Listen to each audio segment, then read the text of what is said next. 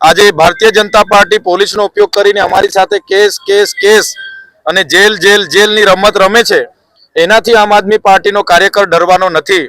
પૂરી તાકાતથી અમે લડવાના છે અને ગુજરાતની જનતાને જ્યાં પણ અન્યાય થશે અમારો કાર્યકર ત્યાં ઉપસ્થિત હશે અને એમની સામે લડશે। 2 વર્ષ પહેલા આજે 2 વર્ષ પૂર્ણ થયા, હરણી બોટકાંડ બન્યો, 12 જેટલા નાના નાના માસૂમ બાળકોનો ભોગ લેવાયો, 2 શિક્ષકોનો ભોગ લેવાયો, એમને આજ દિન સુધી વળતર નથી મળ્યું, એ ગુનેગારોને આજ દિન સુધી સજા નથી મળી।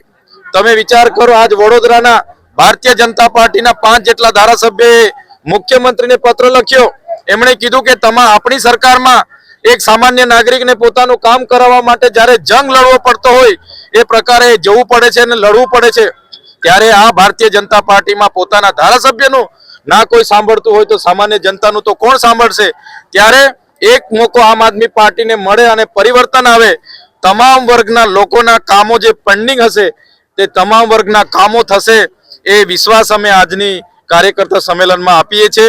જનતાના કામ માટે સંવિધાનમાંથી મળેલા અધિકારોનો ઉપયોગ કરીને જનતાને ન્યાય મળશે એ કરીશું અમે, અને આવી અધિકારશાહી નોકરશાહી અમે સાકી નથી લેવાના। આવનારા દિવસોમાં આમ આદમી પાર્ટી એ મુદ્દાને લઈને આવનારી વિધાનસભામાં જડબે તલાક આ સરકારને ઘેરવાની છે। તાનાશાહી ભારતીય જનતા પાર્ટીની એનાથી બચાવવા માટે અમારા કાર્યકર્તાઓએ આજે સંકલ્પ લીધા છે। આમ આદમી પાર્ટીના કાર્યકરો તમામ વર્ગ માટે, એ આદિવાસી હોય, દલિત હોય, વંચિત હોય, કોળી હોય, રાજપૂત હોય, પટેલ હોય, તમામ વર્ગો માટે આવનારા દિવસોમાં લડશે। શ્રમિકો માટે પણ લડશે, કર્મચારીઓ માટે પણ લડશે અને આમ આદમી પાર્ટી કિસાનો માટે પણ લડશે।